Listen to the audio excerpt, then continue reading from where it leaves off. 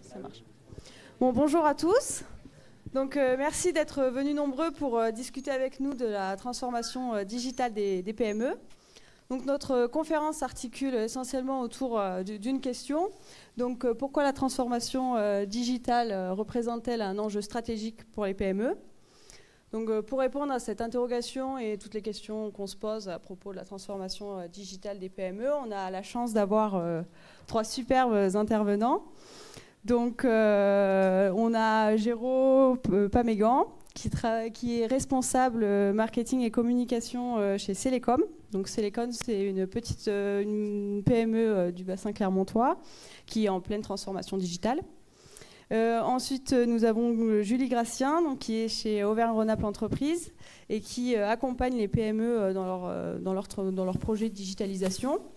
Et Sylvain Rubat du Mérac, donc, qui est directeur général de Braincube, donc Braincube qui propose des solutions pour la transformation digitale des PME. Donc chaque intervenant parlera environ 20 minutes et à la fin de chaque intervention, vous pourrez interagir avec eux soit par un micro, donc ce sera Julie et Manon qui vous le feront passer dans la salle, soit sur le WooClap et le lien est marqué juste ici, mais il est aussi présent sur l'événement de la page Facebook. Et donc on va commencer par l'intervention de Géraud, ensuite on fera celle de Sylvain et on terminera par celle de Julie. Donc si tout est OK, on va laisser la parole à Géraud, il va se présenter et continuer la conférence. C'est tout. Je te laisse le micro. Voilà.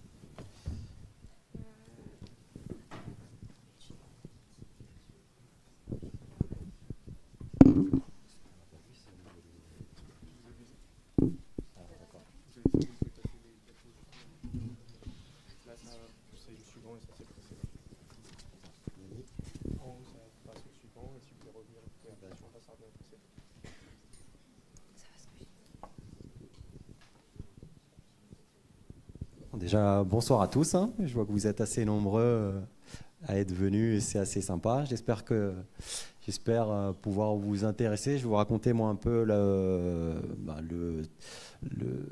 projet de digitalisation qui a été mis en place chez Célécom. C'est un projet qui est tout récent puisqu'il s'est passé au cours de l'année 2019. Alors déjà, je vais tout d'abord commencer par mettre un peu le contexte. Célécom, on est distributeur de câbles et de communication et distributeur de matériel électrique auprès de sociétés, donc, qui sont professionnelles de l'électricité. Donc on est uniquement dans du B2B. On a une part de clients qui sont des particuliers, mais c'est vraiment marginal. On est sur peut-être 2% du chiffre d'affaires ou même du volume qui sont des particuliers. La société, elle existe depuis 40 ans. Donc depuis 40 ans, il a fallu qu'on s'adapte au marché de différentes manières, notamment en intégrant le groupe Socoda. Le groupe Socoda, c'est un groupe qui regroupe donc 200 adhérents et c'est le premier réseau de distribution professionnelle indépendant pour les secteurs du bâtiment et de l'industrie. Donc ce groupe, il nous permet d'avoir des outils de communication autant print que digitaux. Donc c'est des supports de PLV, c'est de la signalétique, c'est un CMS pour notre site vitrine, notre ex-site vitrine, j'y reviendrai tout à l'heure. Et c'est également des outils d'emailing, des solutions d'emailing et de SMS Pro. Donc aujourd'hui, chez Célécom, on a une trentaine de personnes. On dispose d'environ 5000 références et sur une plateforme de 18 000 m² qui est basée au Brézé, donc à Clermont-Ferrand. Si vous voyez peut-être quand vous passez sur l'autoroute, normalement la communication est bien faite. Il y a des grands panneaux, on les voit assez bien.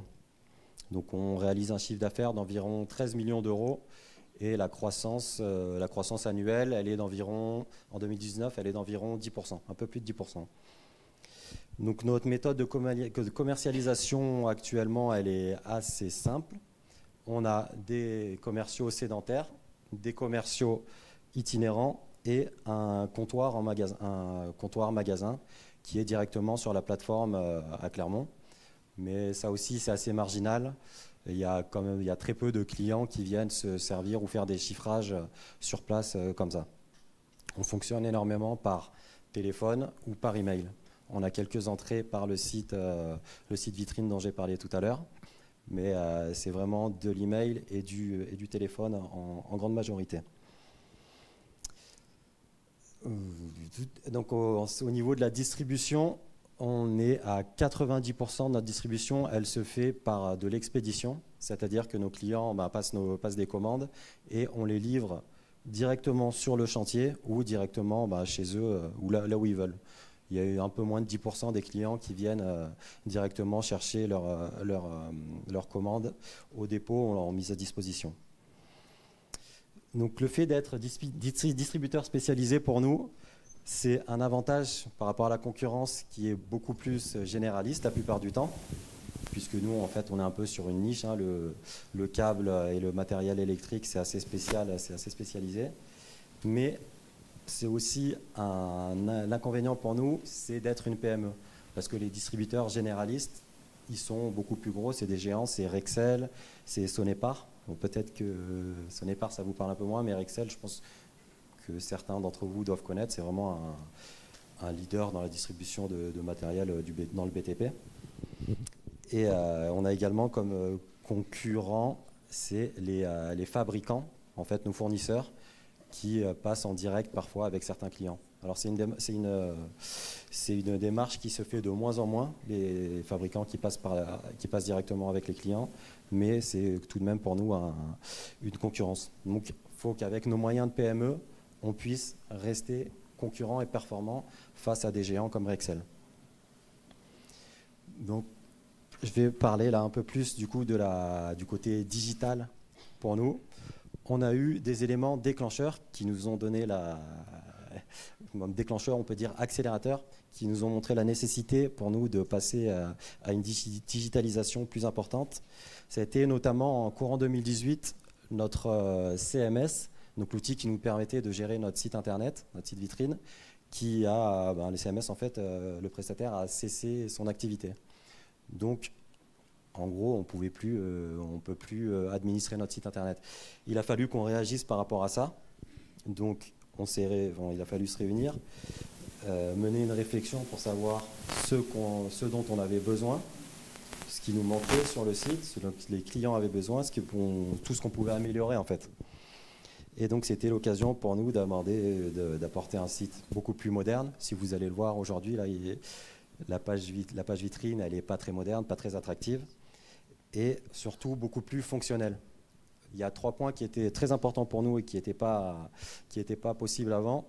On voulait que nos clients puissent avoir à disposition leurs tarifs. Dans notre domaine, chaque client, chaque typologie de client sur un même produit a des tarifs qui sont différents. Donc là, on voulait que notre nouveau site puisse mettre à disposition ces tarifs personnalisés. Que ce soit un vrai site, en deuxième point, que ce soit un vrai site de e-commerce, c'est-à-dire avec la possibilité de passer des commandes, la possibilité de faire des chiffrages, faire des devis. Et en troisième point, quelque chose qui est primordial, c'est surtout qu'ils aient l'accès au stock, c'est-à-dire la disponibilité des articles, des produits. C'est important dans tous les domaines, mais dans le BTP, c'est encore plus important puisqu'on a des clients qui ont des chantiers à réaliser, on a des délais qui sont très importants. Les retards, c'est de l'argent, le temps, c'est de l'argent. Et donc, il nous fallait ces 3 points qui étaient très importants. Ce qui nous a fait rebondir sur le fait que pour qu'on ait les stocks, pour qu'on ait les tarifs, il fallait que notre site internet soit relié à notre ERP, qu'on ait un lien avec nos bases de données propres. Un problème s'est posé, en fait, notre ERP est daté du début des années 2000, donc il commençait à être vieillissant, et il a fallu qu'on change de ERP. Donc on part d'un site internet qui ne va plus marcher à un ERP à changer, un CMS à changer. Donc en fait, au final, ça peut faire peur, mais c'est vraiment en fait une opportunité qui s'est présentée pour nous, puisque en modernisant les outils qu'on avait, on allait optimiser tous nos process derrière, et les process en allant de la logistique au service commercial, en passant par la gestion ou mon service, le service communication, service marketing. Donc pour tout ça, on a dû donc voir un timing qui était assez délicat, assez serré, puisqu'il faut prendre en compte, pour faire cette mutation, la clôture de l'exercice. On ne peut pas dire qu'on va changer de RP pour nous à 3 mois de clôturer l'exercice. On s'est dit qu'on allait attendre la fin de l'exercice du coup 2018, commencer en début d'exercice 2019 cette mutation. Idem pour les inventaires, mais les inventaires on les fait plutôt en fin d'exercice, donc ça posait moins de problèmes. Et surtout prendre en compte toutes les opérations courantes, parce que pendant on change de RP, on change de CMS, on change les logiciels, mais malgré tout on continue de vendre, on continue de faire des achats, on continue de faire des approvisionnements, donc c'est pas toujours évident. Il faut vraiment prendre en compte tous ces éléments. Il faut prendre aussi en compte un élément qui est très important, c'est qu'il faut préparer les équipes, les salariés à cette mutation, parce que tout le monde va être impacté par l'évolution, et tout le monde va donner son avis surtout sur cette évolution, sur ces évolutions. Donc la préparation des équipes, les mettre au courant, les intégrer au projet, c'est très très important. Et ça permet aussi pour nous, pour les responsables du projet, de remonter toutes les informations, tous les besoins qui seront nécessaires sur le nouvel ERP ou sur le nouveau site.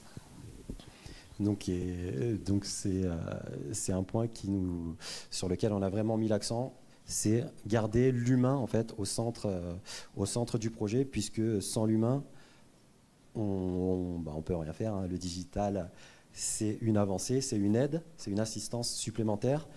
Et par exemple, pour le site internet, où moi je suis énormément sur ce projet-là, les commerciaux pouvaient penser plutôt que le site internet serait un concurrent, ça allait prendre la place d'un commercial, que ça ne serait pas bon. Or non, le site internet, c'est un plus, ça permet d'amener du business, pour nous du business à l'international, des clients atypiques vers lesquels on n'aurait pas prospecté directement. Ça peut être des parcs d'attractions, ça peut être un golf, une usine qui a une panne sur un produit, qui ira chercher ce matériel sur internet et tombera sur nous. Pas par hasard, on fait du référencement. Donc il faut également aussi préparer les fichiers, la mutation, le changement de RP. Ça fait retomber sur toutes les bases de données anciennes. Une entreprise qui a 40 ans, ça accumule des données, on accumule des données, et c'est l'occasion de qualifier toutes les bases de données. Qualifier toutes les bases de données et aussi harmoniser les fichiers qu'on a.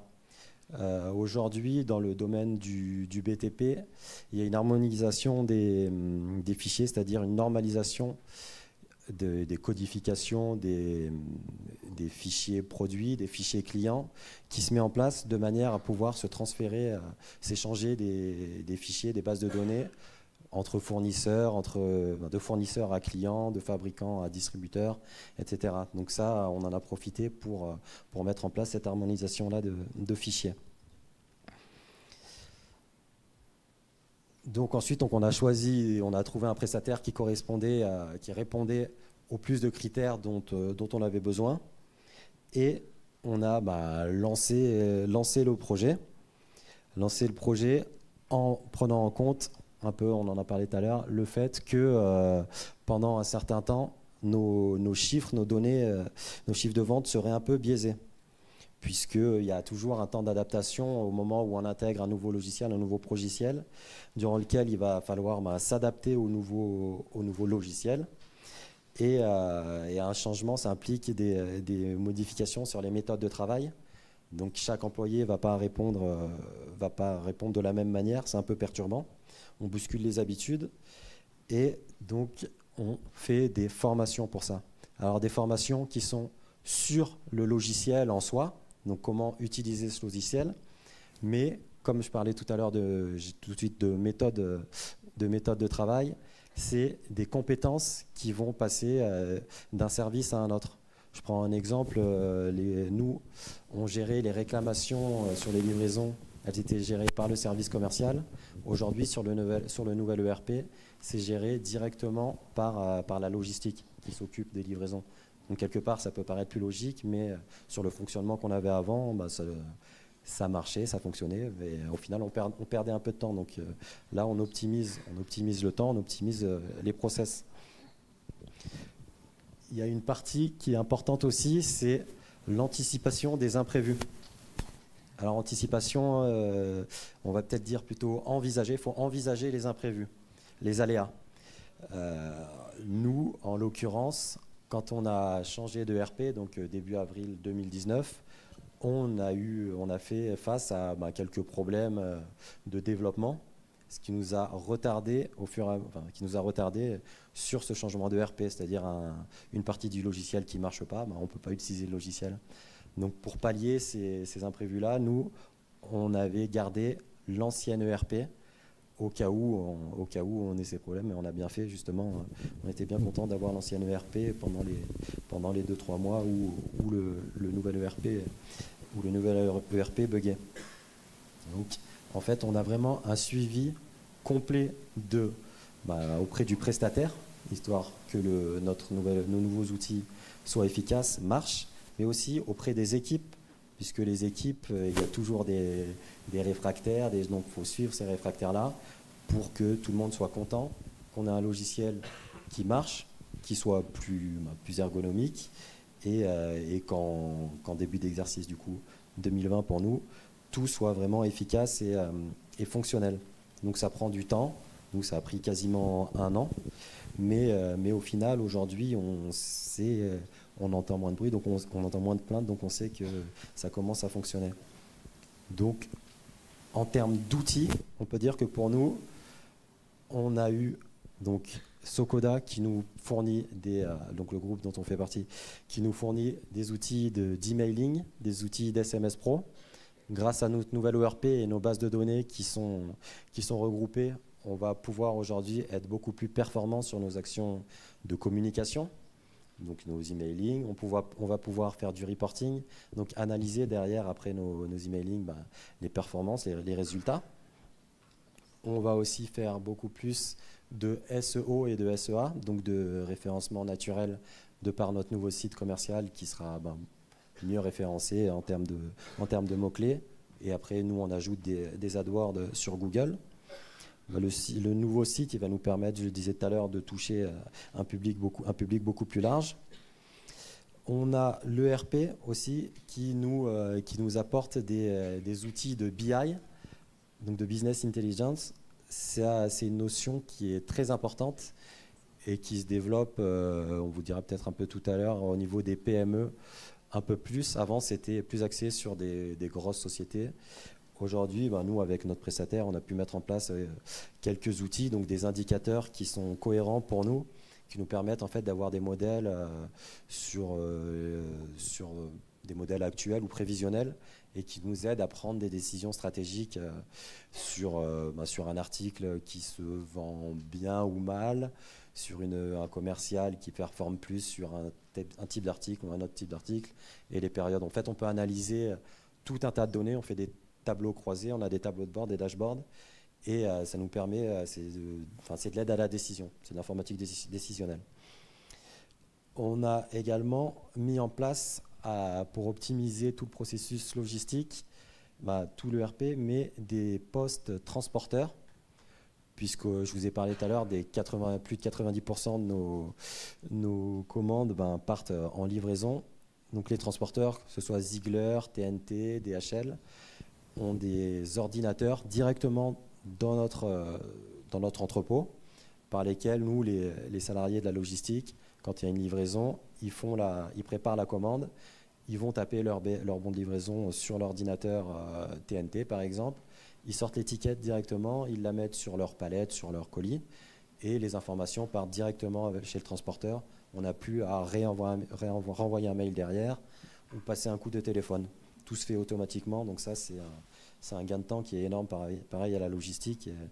La logistique, ils sont toujours très à flux tendu, donc c'est important pour eux de gagner du temps sur des petites choses comme ça. Enfin, ça peut paraître petit, mais c'est quand même énorme.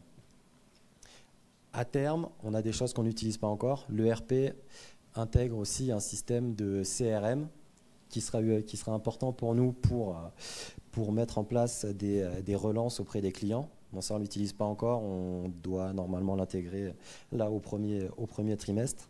Et un autre outil, alors là on est plus à beaucoup plus long terme, c'est un outil de punch-out. Ouais. En fait, je vous ai parlé tout à l'heure des tarifs particuliers par typologie de client ou par branche d'activité.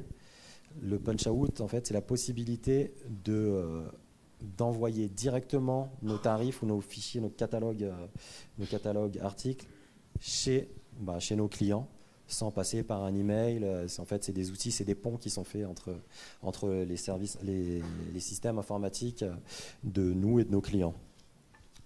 Donc ça, c'est vraiment à long terme parce que c'est assez lourd à mettre en place, en tout cas pour nous, sur notre activité. Donc tous ces outils, toute cette mutation, nous on en attend beaucoup de choses. Alors des choses qui ne sont pas forcément quantifiables tout de suite, mais c'est déjà une meilleure lecture des données pour tous les salariés, c'est-à-dire qu'il y a une transparence en fait des informations, qu'il y ait une meilleure montée des infos et une meilleure redescente des infos, que ça aille dans les deux sens, qu'il y ait vraiment de la communication qui soit directe sur toutes les données. C'est avec le BI dont je parlais tout à l'heure, avoir des indicateurs qui soient précis, utiles et cohérents par rapport à notre activité, notre domaine d'activité, optimiser nos achats, optimiser nos stocks, faciliter les inventaires, parce que les inventaires, toute l'entreprise y participe, c'est pas ce qu'il y a de plus marrant, donc si c'est facilité par un ERP, par des erreurs de stock qui sont moins nombreuses, on prend, c'est toujours bon à prendre. C'est, j'en ai parlé tout à l'heure, une communication qui soit beaucoup plus efficace, donc des emailing ou des SMS, des campagnes qui sont ciblées. On sait à qui on parle, on sait si ça marche, si ça ne marche pas. Une meilleure gestion logistique, c'est ce que je disais tout à l'heure avec les transporteurs et avec les inventaires. Et toute la partie web, donc le site internet qui va nous permettre de toucher les fameux clients atypiques ou éloignés qu'on n'aurait pas touché avant avec notre site vitrine ou par la prospection téléphonique ou terrain par nos équipes commerciales en place. Voilà grosso modo pour nous. Alors les résultats, aujourd'hui on est vraiment en cours de mutation, donc on ne peut pas palper, toucher, quantifier des résultats. Sur la mutation elle-même, on sait qu'elle est bien actée, bien avancée, puisque on n'a plus d'éléments réfractaires entre guillemets. On sait que nos outils sont fonctionnels. Notre site internet, le nouveau va être en place d'ici 2-3 semaines.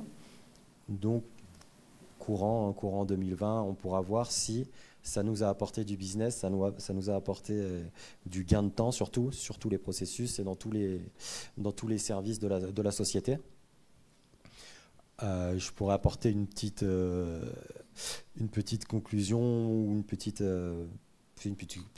conclusion un peu plus personnelle. Moi, j'ai intégré la société du coup l'an dernier pendant la mutation digitale, puisque en fait j'ai un profil qui correspondait, j'ai été sélectionné pour ça, et c'est ce challenge qui m'intéressait de mutation, d'être dans une société qui va de l'avant et qui s'adapte au marché et qui reste pas sur ses acquis. On parle d'une société qui a 40 ans, dont le commerce marche bien, mais qui se projette vers l'avenir et adapte sa manière de faire et sa manière de voir à demain, et je dirais même qui anticipe, puisqu'on est sur un secteur d'activité, le bâtiment, enfin le BTP, où on n'est pas forcément très orienté sur le digital, ou pas autant que Célécom l'est. Donc vraiment, on est sur une société qui anticipe et qui va de l'avant. Donc c'est pour ça, moi aussi, que j'ai choisi d'aller chez Célécom. Et donc je vous remercie de m'avoir écouté.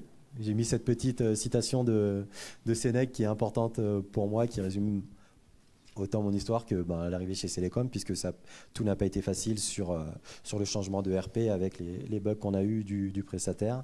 Ce n'est pas parce que les choses sont difficiles que nous n'osons pas, mais c'est parce que nous n'osons pas que les choses sont difficiles. Donc pour les étudiants comme pour les gens, il faut toujours oser les choses, même si c'est difficile. Au final, on y arrive, on n'y arrive pas, et il faut prendre les choses à cœur. Prendre les choses à cœur, et on finit par y arriver. Et voilà, c'est tout pour moi.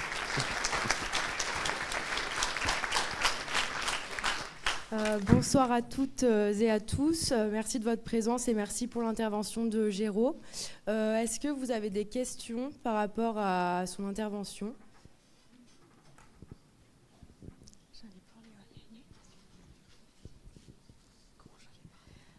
Bonjour. Le projet, vous avez mis combien de temps en fait à le finaliser ? Alors, le projet, concrètement, alors on va dire sur la première partie qui était... en fait, le projet, il n'est pas fini, c'est un projet qui est continu, on va dire. La partie ERP, elle a été finalisée on va dire, 8 mois, sachant qu'à la base, on était, nous, partis sur un bug du CMS.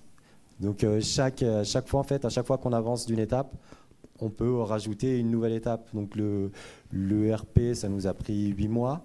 Le site internet avec le CMS, ça fait 1 an qu'on est dessus.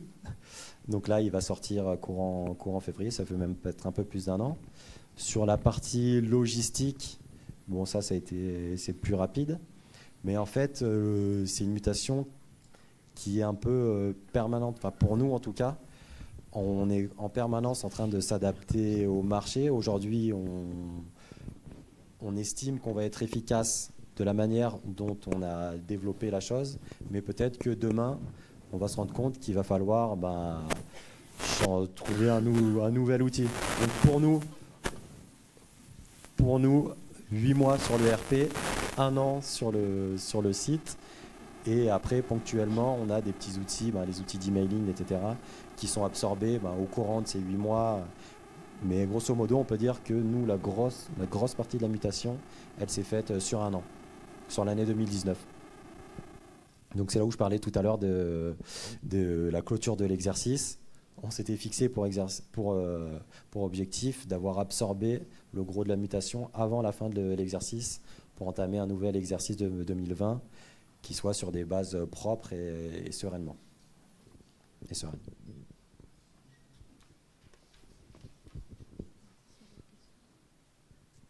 Je sais pas si j'espère que j'ai répondu à ta question. Il y a d'autres questions ? Bon, alors il y en a quelques-unes sur le WooClap. Donc notamment, quel CMS utilisiez-vous auparavant et quel CMS avez-vous choisi pour le site de e-commerce ? Alors le CMS qu'on utilisait, c'est un petit CMS qui s'appelait Cellbase, qui était fourni par par le groupe Socoda en fait. C'est le groupe Socoda qui nous avait fourni ce CMS, qui était assez simple pour des sites vitrines comme on avait avant et qui n'avait pas énormément de fonctionnalités. C'est peut-être pour ça aussi qu'il a cessé de fonctionner. Et aujourd'hui, on utilise un CMS qui est fourni par DL Negos, qui est en fait la même société qui nous fournit l'ERP. Donc c'était pour nous plus simple. Et le choix a été fait de choisir la même société pour faire et l'ERP et le CMS de notre site de e-commerce. Donc ensuite, il y a une autre question. Donc, quel a été l'impact sur les salariés et ont-ils été réticents à ce changement ? Et du coup, s'ils ont été réticents à ce changement, comment vous avez fait pour faire accepter ce changement aux salariés ? Alors, il y a eu des salariés qui étaient plus réticents que d'autres au changement. C'est certains, parce que pour eux ça marche, donc il ne faut pas forcément changer. Ils ne voient pas toutes les raisons, donc il faut prendre les choses directement, essayer d'intégrer ces salariés qui sont un peu plus réfractaires que d'autres à ces changements, leur faire comprendre que le but, c'est de les aider, d'amener une assistance supplémentaire. La digitalisation va leur permettre de gagner du temps et donc ne pas perdre 5 minutes à régler une commande en 2 minutes et aller chercher du business à côté. Du business, c'est bon pour la société, c'est bon pour les salariés, je parle là du service commercial. Pour ce qui est de la logistique, ceux qui étaient plutôt réfractaires, s'il y en avait eu, c'est la même chose. On est toujours sur vraiment le gain de temps, l'optimisation de tous les process et garder le fait que c'est les humains Voilà, on le voit sur la photo. En fait, c'est les humains qui restent quand même, les hommes et les femmes qui restent maîtres et directeurs de cette digitalisation a posteriori en tout cas. Je crois qu'on avait une petite question. Oui. Je voulais juste savoir, c'était quoi le coût de la mise en place de toute cette transformation digitale pour la PME? Alors, en cumulé, alors nous, avec le coût de base, on peut se dire il s'évalue, il est assez lourd. Enfin, il est assez lourd. Tout est proportionnel. Mais on est sur un coût cumulé CMS plus ERP annuel pour 2019, pardon, on parle en dizaines de milliers d'euros. On peut dire autour de 20 000 euros. En sachant que par la suite, le CMS ou le RP, c'est comme des abonnements, on a une maintenance, donc chaque année, il y a une partie du coût qui se répercute, enfin chaque mois, chaque année suivante, qui se répercute en fonction de nos besoins et de ce qu'on doit développer en plus ou pas.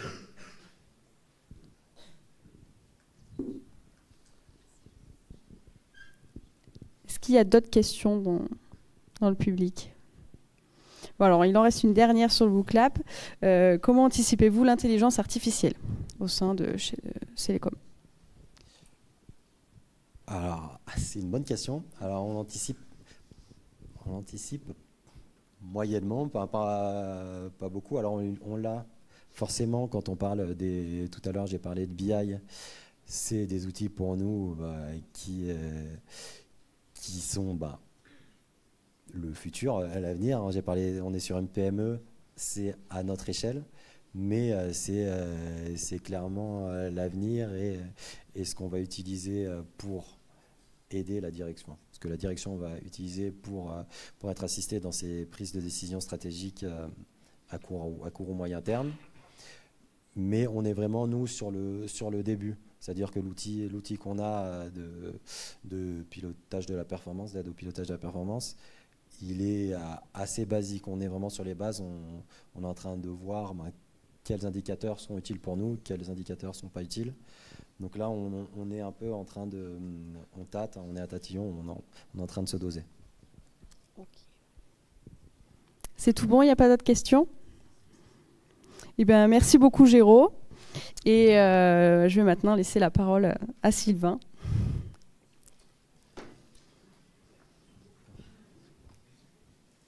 Merci. C'est bon, il faut le regarder, c'est tout.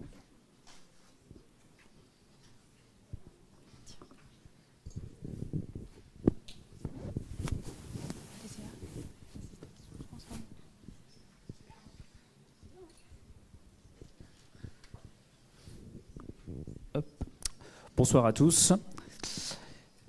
Alors pour commencer, je vais dire quelques mots sur la société Braincube, qui est un acteur de la digitalisation. Et, derrière, j'expliquerai ce que nous on fait dans la digitalisation, et en particulier dans l'industrie, puisque c'est vraiment notre sujet de prédilection. Alors, c'est dans ce sens-là. Alors, Braincube, c'est une société basée à Issoire qui a 12 ans maintenant, qui a une implantation mondiale, puisqu'on est présent aux États-Unis, au Brésil, en Europe à la fois, en Auvergne et à Versailles. Nos solutions sont distribuées dans 35 pays.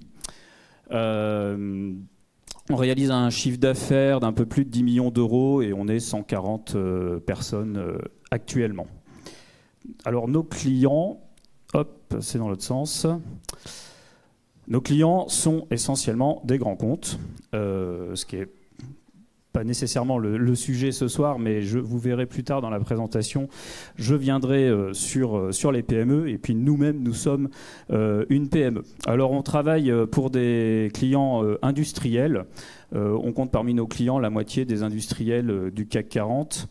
On va distinguer deux grandes catégories de clients.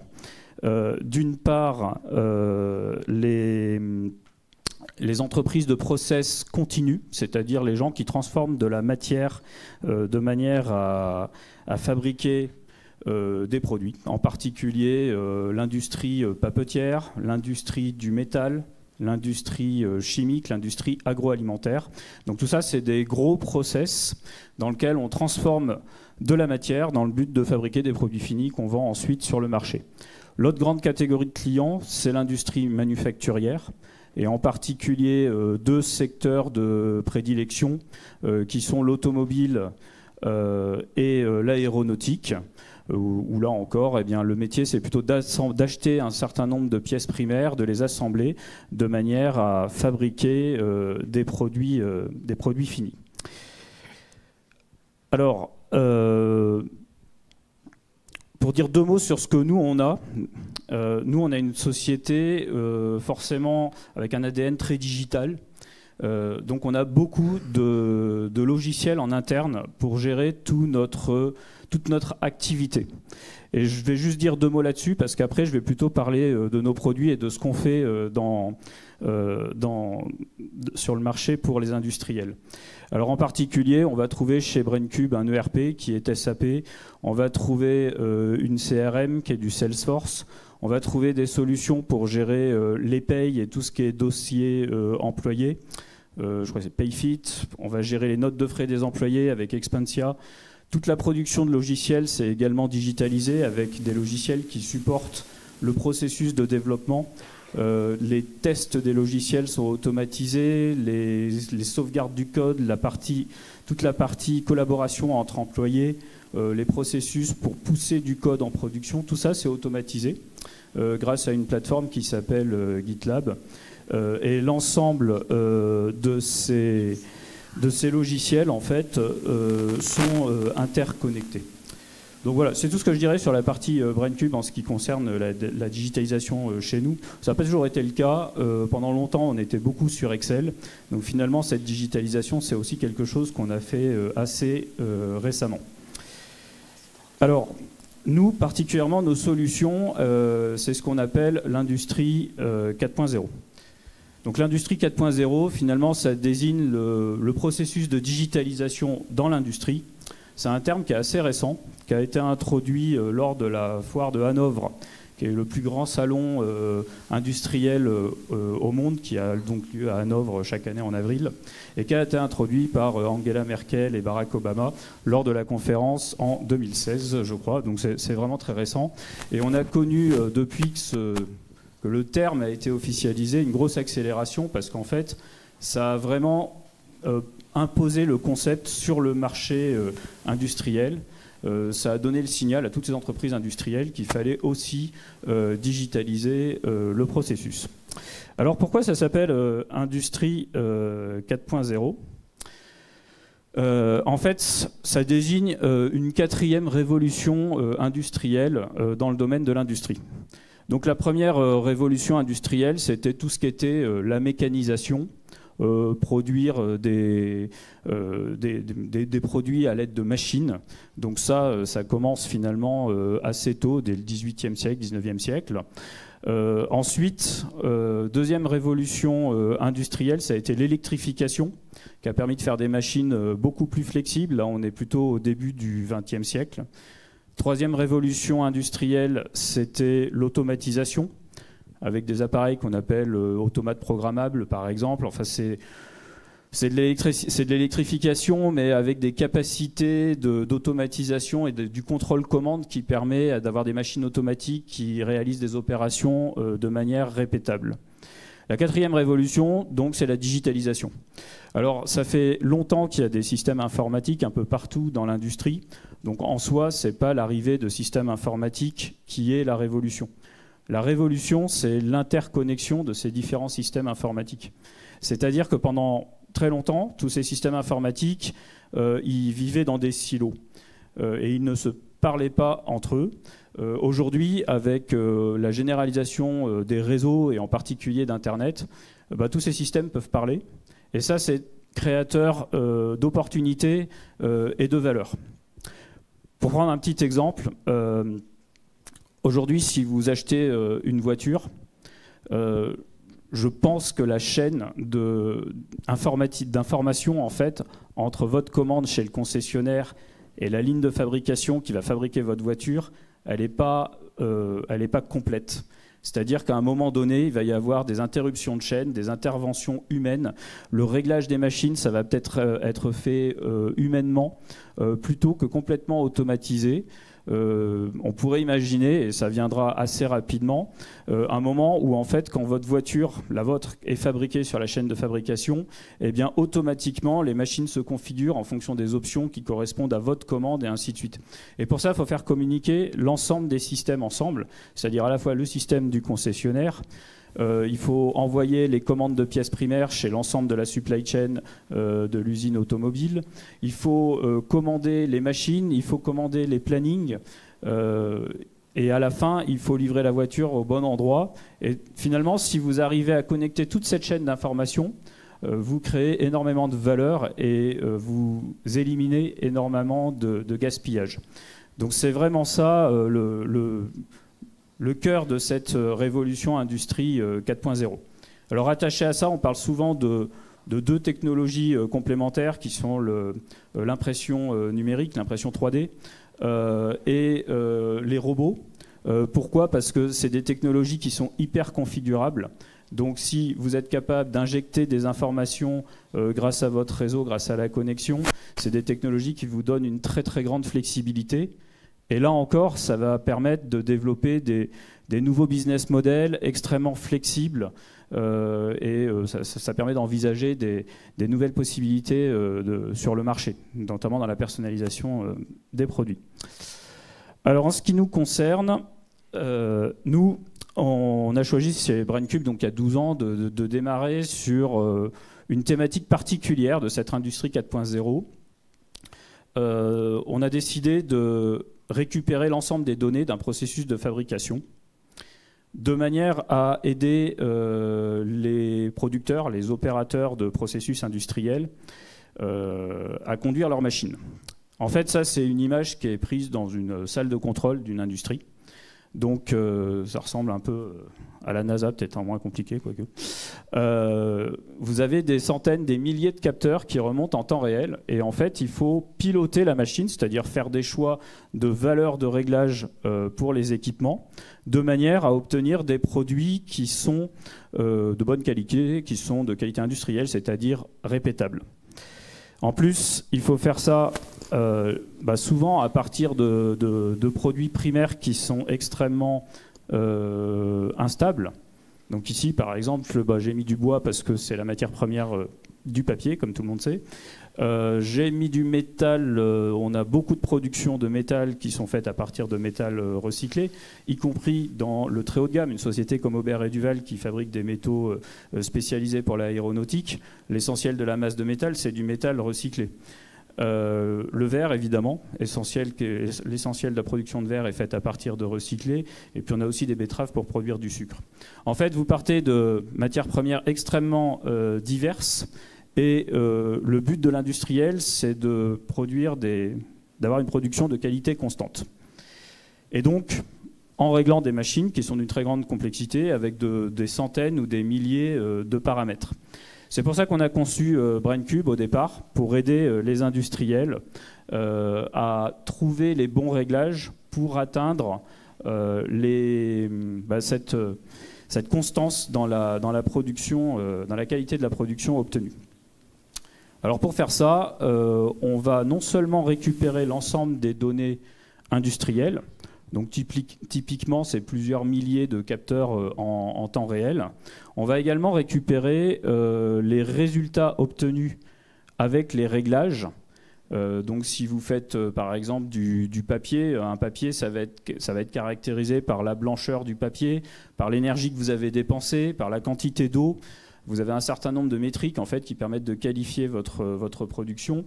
On va récupérer l'ensemble de ces informations, on va les mettre en face des données des réglages qui ont conduit à l'obtention de ce résultat. Et derrière, on a des algorithmes qui vont fouiller automatiquement les données de manière à trouver les meilleurs réglages pour atteindre vos objectifs. Donc en particulier, on va travailler sur différents types d'objectifs.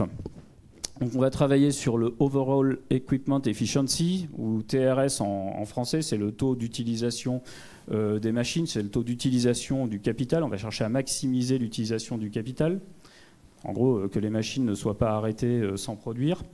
On va travailler sur tout ce qui est yield, rendement, sur tout ce qui est gaspillage, scrap, c'est tout ce qui est rejet, en fait, les pièces mauvaises qui vont être rejetées, la consommation d'énergie. Donc on va chercher à réduire les coûts. Le truc, c'est que quand vous produisez dans une industrie, les résultats que vous obtenez ne sont pas constants. C'est-à-dire que vous avez des jours qui sont meilleurs que d'autres, vous avez des pièces bonnes, vous avez des pièces mauvaises. Et donc ça, c'est des opportunités quand vous avez ces données. Si vous arrivez en fouillant les données, à trouver l'explication de ce qui fait du bon, bah vous avez moyen d'améliorer vos indicateurs, vos KPI. Alors on va travailler également sur la réduction du risque, donc sur tout ce qui est compliance, donc faire des produits bons, voire bons d'un point de vue réglementaire, en particulier dans tout ce qui est automobile, aéronautique, alimentaire également. On va travailler sur la stabilisation de la qualité d'une manière plus générale, sans forcément qu'il y ait une invocation réglementaire. Et puis on va travailler également sur tout ce qui est la maîtrise des ramp-up, puisque un des enjeux, savoir produire. Si je sais régler ma machine correctement, je sais produire de manière déterministe, et par conséquent, je vais pouvoir suivre les montées en production. Ça, c'est des sujets qui sont particulièrement importants. Par exemple, dans l'aéronautique, quand il y a des nouveaux modèles qui sortent, il est essentiel de savoir faire les produits bons du premier coup, ne pas avoir de rejet, de pièces rejetées, sinon vous perdez de l'argent, mais vous perdez aussi du temps et vous mettez en péril en fait, les programmes les programmes aéronautiques. Hop. C'est dans l'autre sens. Alors, ça c'est juste un petit exemple d'interface de notre solution.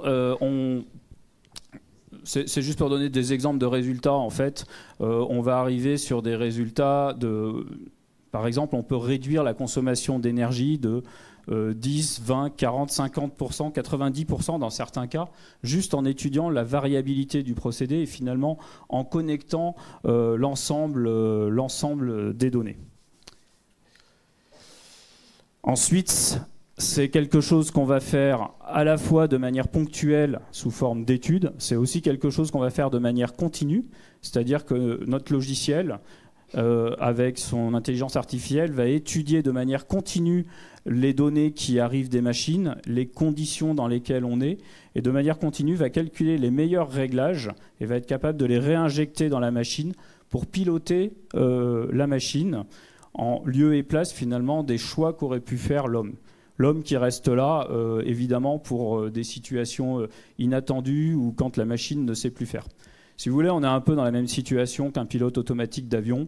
Quand tout va bien, le pilote, il contrôle, il surveille, mais il laisse faire le pilote automatique. Et quand soit que la machine a des problèmes techniques ou des situations particulières, le pilote peut reprendre la main. On va être exactement sur le même genre d'idée avec le logiciel BrainCube. Donc tout ça, c'est des choses qu'on a développées pour les grandes entreprises, qui sont l'essentiel de nos clients aujourd'hui. Donc notre solution, elle est déployée sur 180 usines dans le monde actuellement. Et puis, plus récemment, on a décidé de s'ouvrir au marché des PME, parce qu'il n'y a pas de raison que seuls les grands industriels profitent de la digitalisation.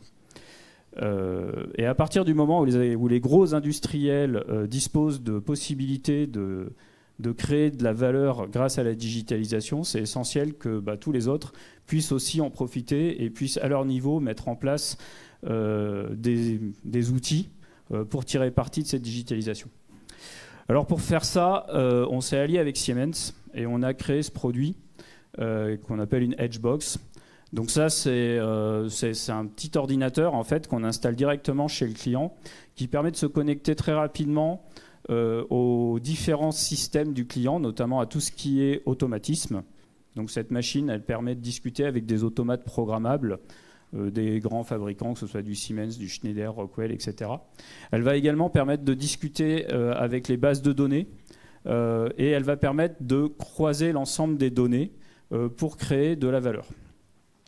Et ça, finalement, ça s'installe très simplement. Dans l'esprit un peu Freebox iPhone, on a associé à ça un App Store, en fait. On voit une illustration sur la droite. Donc on a des applications qu'on peut télécharger directement sur sa box qui permettent de délivrer des usages à partir d'un flux de données. Et puis on a un système qu'on voit également sur la partie gauche qui nous permet de créer des flots de données, des scénarios d'utilisation de la donnée. Donc on va venir se connecter à des points de données, on va venir faire de l'acquisition de données, on va venir streamer cette donnée et de manière continue, on va la transformer et la mettre à disposition d'applications qui délivrent des usages aux utilisateurs finaux. Donc là, par exemple, un certain nombre d'usages qui sont servis directement par cette box. Alors le choix qu'on a fait, c'est de répondre d'abord aux basiques de la production, on va dire. C'est-à-dire que tous les industriels ont besoin, premièrement, de compter les pièces qu'ils produisent et de comparer ce qu'ils produisent par rapport à leurs objectifs, d'afficher les objectifs, de communiquer les objectifs. Donc on a créé une application de comptage qui permet, à partir des informations d'automatisme, de faire ça de manière automatique et puis de créer des rapports pour le management pour vérifier que ça se déroule bien de ce point de vue-là. On a créé une application qui permet d'objectiver le statut des machines, le fonctionnement, est-ce que la machine elle est utilisée, pas utilisée, quel est son taux de panne et ainsi de suite, pour mieux appréhender sa stratégie vis-à-vis de ces machines. Si une machine est beaucoup en panne, il va certainement falloir travailler sur la fiabilisation du moyen. Si une machine est peu utilisée, peut-être qu'il faut pousser ses commerciaux à venir charger cette machine. Et à l'inverse, si une machine est un bottleneck, c'est peut-être pas la peine de prendre des commandes là-dessus, on va pas savoir les faire, ou alors il faut peut-être envisager d'en mettre une deuxième. Enfin, cette donnée va vous permettre de mieux gérer votre entreprise d'une manière générale. Et là, on se base directement sur de la donnée automatisme. Donc les données qu'on obtient, elles sont extrêmement solides. On a aussi une application générale de dashboarding qui permet à la souris de créer son tableau de bord en utilisant directement les données issues des systèmes d'information, que ce soit les bases de données ou bien les systèmes informatiques ou automatiques. Voilà, donc ça, on a lancé ce produit il y a quelques mois seulement. On commence à en déployer un certain nombre sur le marché. Pour nous, c'est un premier step en fait dans la digitalisation des PME. C'est un step important parce qu'en même temps, ça leur met le pied à l'étrier. Parce qu'une des difficultés dans la digitalisation, c'est qu'au départ, ça peut paraître extrêmement compliqué. Aller chercher des données dans des machines ou des choses comme ça, quand on n'est pas spécialiste du domaine, ça peut paraître vraiment flou. On se demande comment on va faire ça. Quand on commence déjà à avoir accès à ces données, à ces flux de données, quand on commence à voir qu'on peut facilement les interconnecter, les faire discuter entre elles, après, finalement, le reste du scénario et l'usage, la création de valeur, je dirais que ça vient assez naturellement. Donc l'idée de ce produit, c'est vraiment de mettre le pied à l'étrier pour les PME. Voilà, donc j'ai bien fini par parler de PME. Donc on est parti du monde de la grande entreprise et puis on veut élargir notre marché.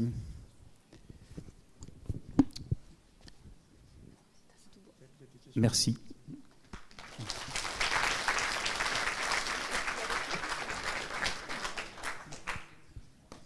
Merci Sylvain pour avoir répondu à notre problématique. Si vous avez des questions, n'hésitez pas. Bonsoir. Bonsoir. J'avais une question. Est-ce que vous êtes inspiré du modèle de Tesla ? C'est-à-dire ? C'est-à-dire travailler avec un développement des process industriels, notamment par l'intelligence artificielle, qui a été fortement développé par Tesla. Et donc, au lieu de proposer un produit, vous proposez un produit accompagné de services associés qui, au final, sont ce que vous vendez le plus. Ce n'est pas le produit, finalement, que vous vendez, c'est les services associés au produit. Alors, nous, on vend à la fois, effectivement, le produit et le service. Ceci étant, ce qu'on vend le plus, c'est le produit. Après, notre offre de valeur, c'est effectivement de permettre aux industriels de déployer de l'intelligence artificielle pour conduire leur processus de fabrication à l'aide de données et à l'aide d'algorithmes qui permettent de trouver de l'information dans ces données, en fait. Donc, je ne pense pas qu'on soit inspiré de Tesla, sinon je le saurais d'ailleurs, mais je pense qu'il y a des proximités idéologiques avec ce que vous dites. Ouais. Et deuxième question, j'ai vu sur le site internet que BrainCube était leader mondial spécialisé dans ce domaine-là. Quels conseils pourriez-vous nous donner, ou en tout cas quelles sont les plus grandes difficultés auxquelles BrainCube a eu à affronter pour devenir leader en l'espace de 12 ans, alors même que l'entreprise s'est créée sur Issoire? Alors, la plus grande difficulté, c'est pas tellement de devenir leader, c'est de le rester. Non, je veux dire par là, quand on démarre sur un produit nouveau, finalement, si c'est vraiment très original sur le marché, on est de fait leader. Donc ça a été notre cas. On a été vraiment un précurseur dans ce domaine de l'industrie 4.0. On est encore très en avance d'ailleurs sur le marché, sur l'ensemble des acteurs qui cherchent à faire comme nous. Donc la difficulté après, il y en a plusieurs. C'est-à-dire la première, c'est que quand vous démarrez sur un marché complètement émergent, par définition, il n'y a pas de marché. Donc vous êtes obligé de faire du porte-à-porte, finalement, d'aller voir des clients, d'essayer de les convaincre d'acheter votre solution. C'est long, c'est cher. La démarche commerciale est très coûteuse. C'est une des raisons pour laquelle on s'est axé sur les grands groupes au départ, parce que finalement, l'effort que vous avez à faire en matière de commercialisation est tellement grand que vous devez pouvoir vendre votre produit à un certain prix pour être rentable, d'où le choix nécessaire des grands groupes. Ensuite, quand le marché se développe, le but du jeu, c'est de ne pas se faire diluer, notamment dans toute la machine marketing que peuvent avoir des gros acteurs sur le marché, en particulier des acteurs américains qui sont très forts en marketing. Parfois c'est creux, mais le marketing est très puissant. Donc ça, c'est le challenge. L'autre challenge, c'est quand on s'adresse à des grands groupes, c'est d'être crédible, justement face à des très grands acteurs. Les grands groupes, surtout sur des produits stratégiques, ils vont avoir éventuellement des réticences à acheter auprès de petites entreprises. Ils vont préférer acheter à IBM. C'est beaucoup plus rassurant finalement. Donc ça aussi c'est un challenge. Pour répondre à ce besoin-là, outre le fait qu'il faut être extrêmement précis dans toutes les réponses qu'on apporte à ces entreprises, alors ça passe par des certifications de l'ISO, des choses comme ça passe aussi par des partenariats avec des grands comptes comme des Siemens, Capgemini ou autres qui permettent de passer finalement cette barrière. C'est quoi qui fait bip bip? Vous savez pas? Voilà, donc un ensemble de challenges qui évoluent au fur et à mesure de l'histoire de l'entreprise. Je t'en prie. Est-ce qu'il y a d'autres questions?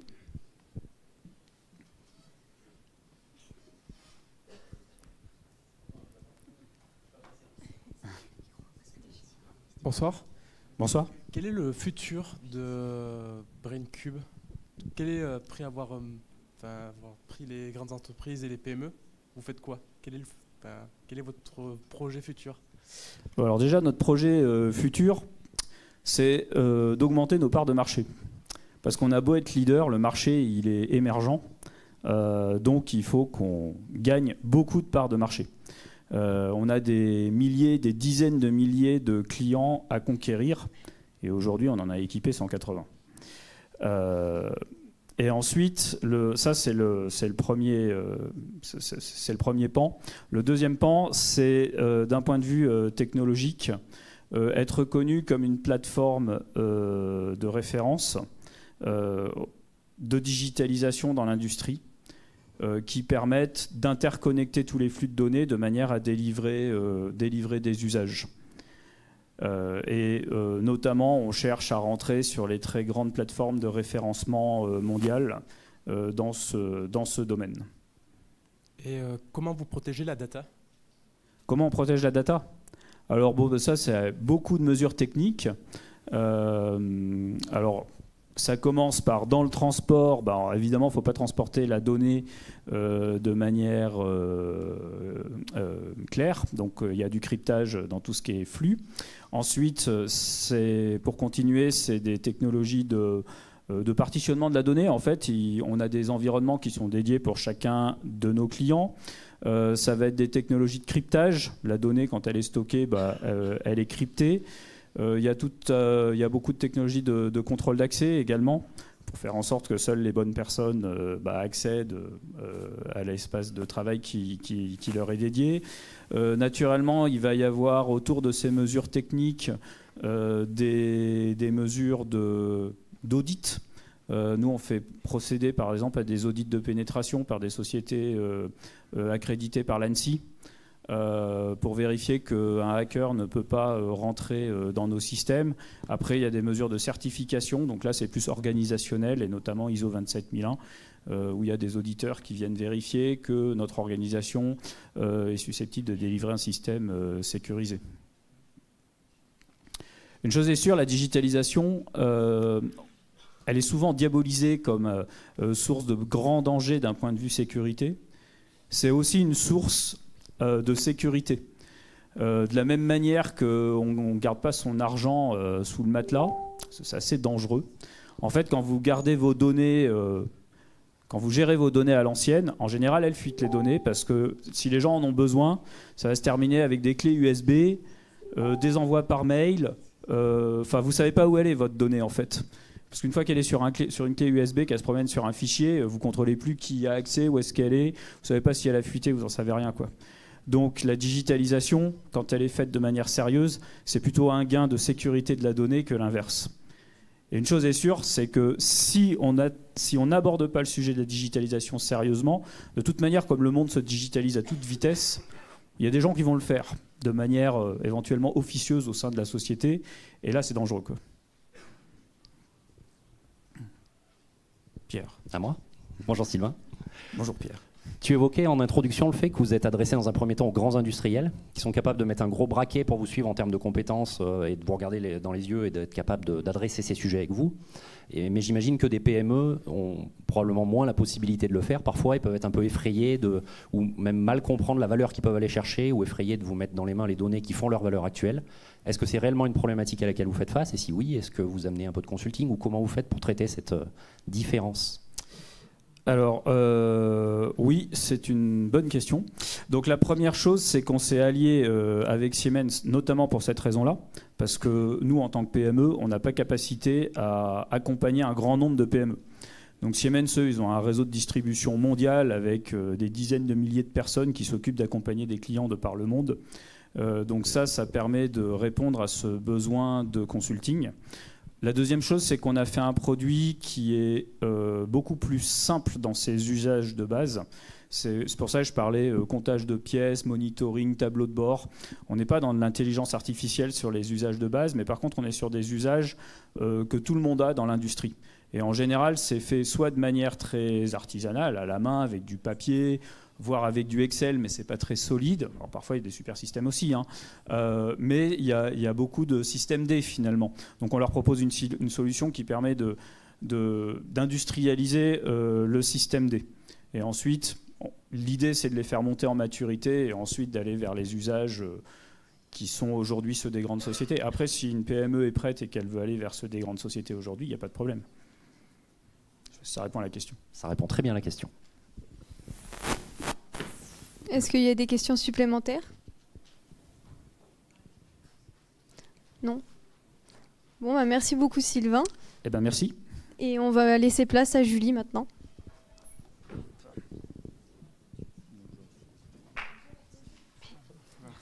Quoi? Oui. Par contre, tu crois que pour qu'ils coupent leur Facebook là sur...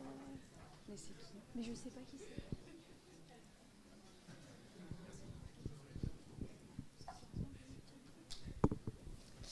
Donc bonsoir à tous. Donc je m'appelle Julie Gracien et je suis chargée de mission innovation au sein d'Auvergne-Rhône-Alpes Entreprises.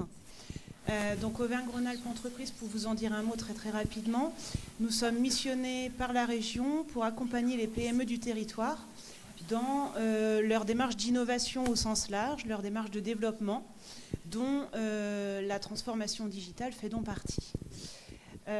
Donc ce que je vous propose pour aborder le sujet dont il est question ce soir, effectivement autour de la manière dont les PME peuvent s'approprier cette notion de transformation digitale, c'est d'essayer de reconstituer un petit peu le parcours que nous, on est amené finalement à faire auprès des entreprises dans nos missions de prospection, d'accompagnement au quotidien. Donc ces missions d'accompagnement qui se font soit par le biais de rendez-vous collectifs qu'on organise avec les entreprises, soit en rendez-vous individuels. Donc voilà, je vais vous montrer un petit peu les notions qu'on est amené à aborder avec elles sur ce volet large, très large, qu'est la transformation digitale. Donc ça a déjà été abordé un petit peu par les deux intervenants précédents. L'idée, quand l'entreprise nous reçoit, c'est que généralement, elle est un petit peu quand même dans une démarche d'innovation, de développement. Ça veut dire qu'elle se questionne sur beaucoup de sujets, mais qu'elle n'a pas forcément des éléments de réponse pour beaucoup d'entre eux. Donc là, au niveau de la transformation digitale, au niveau du numérique en tant que tel, on a très souvent des points d'entrée qui ont été un petit peu évoqués par Sylvain tout à l'heure. Qui ont été évoqués par Géraud aussi, des points d'entrée sur lesquels elle se questionne beaucoup, qui sont majoritairement donc la robotique et puis le traitement de ces données. Donc sur la robotique, elle le positionne assez vite sur une amélioration de ses procédés et sur une facilitation des conditions de travail de ses collaborateurs. Donc ça, c'est vraiment un point d'entrée qui est primordial, et au même titre que le traitement des données, qui va être aussi, comme ça a été beaucoup dit jusqu'à maintenant, sur une amélioration de la performance. Ce qu'elle veut, l'entreprise, c'est tout simplement être plus performante dans son quotidien, dans son process, dans sa relation avec ses clients. Donc on a vraiment ces deux points d'entrée qui sont assez présents. On a des chiffres sur lesquels nous on peut s'appuyer par rapport à des entreprises qui sont assez réticentes sur ces sujets-là et qui ne sont pas forcément justement au stade d'intégrer de la robotique ou d'intégrer du traitement de données. C'est de lui dire qu'effectivement elle a à sa disposition des outils, dont les outils numériques font partie, qui vont lui permettre d'améliorer sa performance et d'être beaucoup plus réactif par rapport à ses clients. Donc là, je vous ai mis à titre d'exemple une petite enquête qui avait été menée auprès justement de PME, qui avaient choisi d'intégrer un certain nombre d'outils numériques. Donc ça peut être le RP qui était abordé tout à l'heure, ça peut être la CRM, le système MES au niveau de l'atelier, etc. Mais des PME qui en arrivaient visiblement à la conclusion qu'effectivement, il y avait vraiment un gain de performance qui était attendu de la part de ces outils, par le biais de ces outils.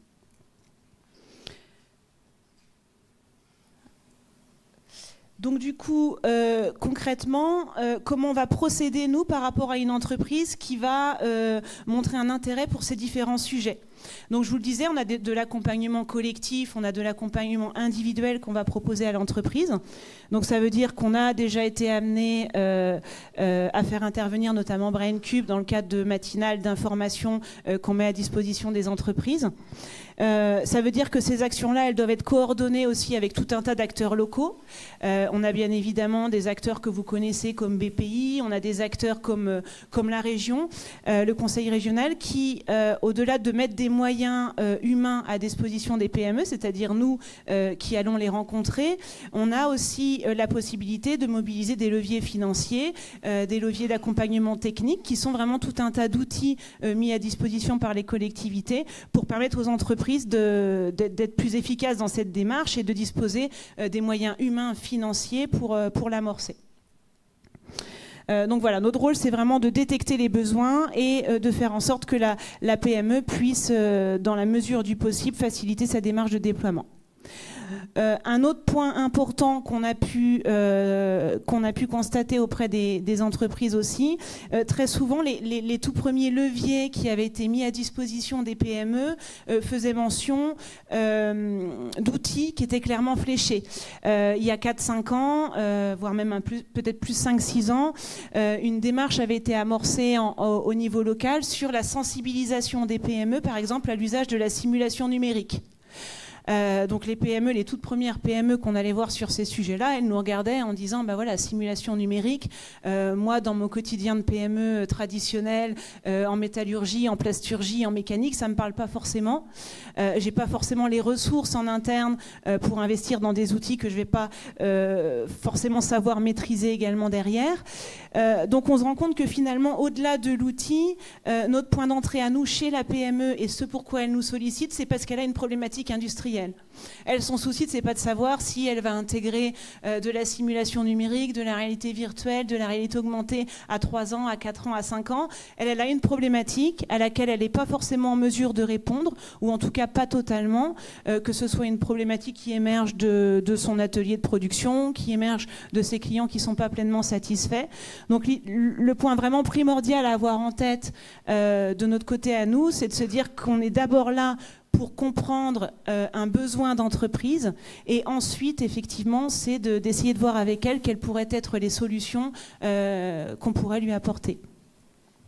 Alors quand je dis nous on est entre, je ne l'ai pas détaillé mais je pense que vous l'aurez saisi, on est vraiment entre les offreurs de solutions et puis la PME, l'idée étant qu'on doit faciliter l'échange et le dialogue entre les deux parties et faire en sorte que chacun parvienne à se comprendre. Hein. C'est un petit peu ça l'objet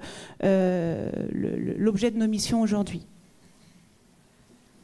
Et donc une fois que l'entreprise, qu'on a réussi à formaliser avec l'entreprise un besoin, l'idée effectivement derrière et notre rôle, c'est de l'aider à mettre en face des moyens financiers et humains pour établir une feuille de route qui soit cohérente avec son quotidien de PME. Donc là, je ne vais pas revenir sur ce que Sylvain a déjà bien appuyé tout à l'heure. En gros, derrière l'ensemble des outils autour du digital qu'on va être amené à aborder avec la PME, on a vraiment ce point central de disposer au bon moment de la bonne information. Donc on a effectivement des entreprises qui ont beaucoup de données et qui ne sont pas forcément en mesure de les exploiter ou en tout cas qui ne savent pas forcément par quel biais démarrer la démarche. Et puis on a celles qui n'ont pas forcément des volumes conséquents mais qui ont quand même à portée de main une expertise métier et des informations associées qui pourraient lui permettre de dégager des réflexions assez pertinentes, que ce soit au niveau de ses process, au niveau de la connaissance de ses clients, etc. Et donc du coup, voilà, que quelle que soit la taille finalement de l'entreprise, la problématique a du sens. Donc je ne vais pas détailler sur les concepts. Là l'idée, c'est qu'on a effectivement des entreprises qui nous sollicitent sur ces aspects-là. Donc l'idée, c'est vraiment de vraiment vulgariser des notions. Donc certaines entreprises sont parfaitement au fait des technologies et savent vers quoi elles veulent aller. Mais la grande majorité des PME qui nous sollicitent, encore une fois, sur des métiers plutôt traditionnels, sont plutôt preneuses d'informations. Donc l'idée aussi, c'est d'aborder des notions dont elles entendent parler et sur lesquelles elles ne sont pas forcément très à l'aise. Donc là, par rapport à ce que disait Géraud tout à l'heure, on a un petit peu échangé, donc c'était avant le début de la conférence, et on s'est rendu compte qu'effectivement, la réflexion dans laquelle vous étiez, vous probablement, il y a 1 an et demi, 2 ans, c'est le moment qu'on juge propice, nous, pour échanger visiblement avec l'entreprise. Donc c'est vraiment, c'est une phase très amont où l'entreprise commence à se questionner, elle a besoin d'être appuyée sur toute la phase amont de formalisation de son besoin.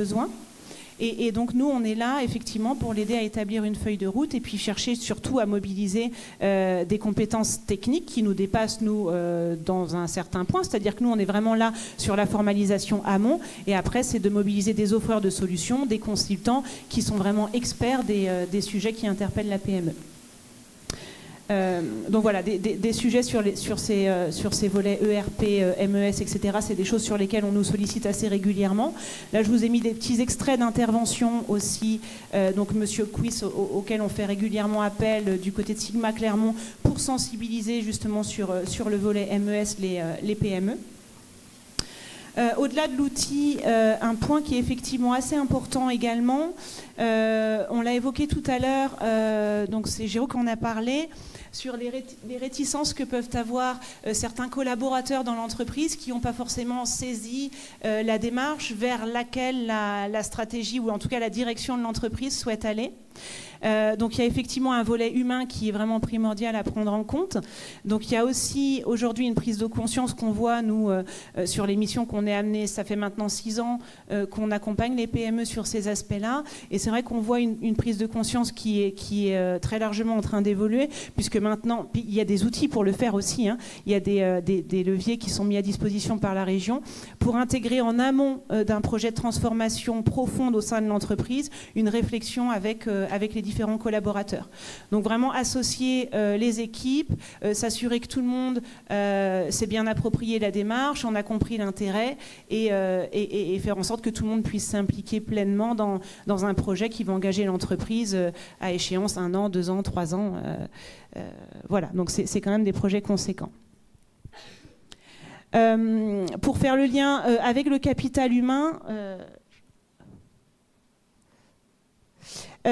c'est de replacer aussi l'outil collaboratif justement à son niveau d'outil. C'est-à-dire que ça va vraiment être quelque chose qui va être au service des hommes de métier et qui ne va pas venir les remplacer. Donc là, on a parlé tout à l'heure de simulation. On commence à avoir des demandes de ce type-là, vraiment sur la phase amont, conception de nouveaux produits au sein des entreprises, où elles sont en train de se questionner aussi sur l'intérêt que peuvent avoir tous les outils de visualisation 3D pour parvenir à concevoir, à co-concevoir entre les collaborateurs donc différents produits. On a le volet plus, donc là vous voyez des outils de simulation de flux. À chaque fois je vous ai mis des acteurs avec lesquels nous on travaille en local sur ces sujets-là, hein. Donc des petites maquettes de simulation de flux qui sont pertinentes pour une entreprise qui se questionne soit parce qu'elle va réaménager un site industriel, soit parce qu'elle va en concevoir un nouveau. Donc là ce sont des outils qui sont relativement faciles d'accès et dont la PME pourra rapidement voir l'intérêt par rapport à la démarche qu'elle est amenée à mener. Pour revenir à la notion de simulation numérique, donc là on voit effectivement, donc l'enquête est un petit peu ancienne, on a aujourd'hui véritablement des demandes de l'industrie mécanique pour s'équiper par rapport à ce genre d'outils. Donc on a quand même une évolution et puis on voit qu'effectivement les entreprises commencent à être plus sensibles à ces sujets-là. Toujours sur le volet humain, on a dans la notion d'outils digitaux, j'ai un petit exemple que je peux vous montrer pour que ce soit un petit peu plus concret. On a eu une demande pour faciliter la formation des étudiants en coutellerie. Donc là, typiquement, c'est un acteur qui nous a sollicité, qui avait vaguement entendu parler d'outils d'aide à la formation, qui ne connaissait pas forcément les termes de réalité virtuelle, de réalité augmentée, qui n'était pas du tout à l'aise avec ces technologies-là. Donc l'idée, ça a été de mettre un petit peu en place avec lui un semblant de cahier des charges, d'aller vraiment vers une définition fonctionnelle du besoin et de l'aider à voir un petit peu l'intérêt que pouvaient avoir ces technologies-là dans le cadre de son besoin. Donc il y avait par rapport à la coutellerie aussi le fait, en proposant un outil de réalité virtuelle, d'aller rendre plus attractif un métier qui est quand même très traditionnel auprès d'un public relativement jeune d'étudiants. Donc il y a vraiment les deux aspects. Il fallait un outil de formation qui soit pertinent et qui est vraiment un enjeu pédagogique réel et en même temps effectivement permettre d'avoir un regard un petit peu nouveau à donner sur ce métier. Donc là concrètement c'est quelque chose qui a abouti à une petite maquette et on a effectivement aujourd'hui un outil de formation qui est disponible au sein de la FPI de Thiers. Donc vous voyez ici des petits extraits, des photographies. Et puis un dernier point, pareil, Pascal Brassier, que vous connaissez probablement, qui est intervenu sur ce sujet-là auprès des PME aussi, sur le lien que peut permettre d'apporter le numérique avec l'écosystème. On en a touché, Géraud en a parlé tout à l'heure, notamment sur l'évolution des pratiques marketing au travers des différents outils digitaux. Là, ce sont des aspects sur lesquels on commence aussi beaucoup à nous solliciter. C'est-à-dire que les entreprises se questionnent un petit peu effectivement sur les sujets du web marketing, et l'idée c'est de voir un petit peu comment une petite PME traditionnelle peut s'approprier ces outils et puis mettre en place une réelle démarche qui lui permet de toucher de nouveaux clients, de satisfaire des clients actuels dont les besoins évoluent beaucoup. On a des exemples aussi d'entreprises très traditionnelles qui s'orientent vers la notion de produits connectés, d'objets connectés. Donc là aussi, ça demande de lier un métier plutôt traditionnel avec les processus métiers, si vous voulez, qui ont été constitués dans ce sens-là en interne, et de les faire évoluer avec la notion d'adjoindre à un produit plutôt traditionnel une réelle offre de service. Donc voilà, ça demande de revoir tout un tas de processus au sein de l'entreprise, et ça fait partie des points sur lesquels on est amené à intervenir.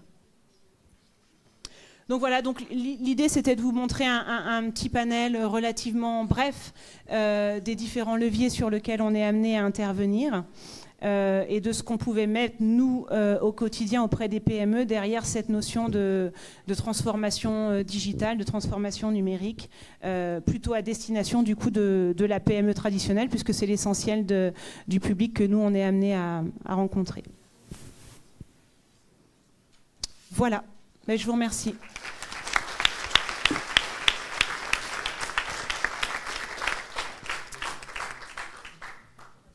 Merci Julie de nous avoir éclairé un peu plus sur ces enjeux que rencontrent les PME. Si jamais vous avez des questions à lui adresser, n'hésitez pas.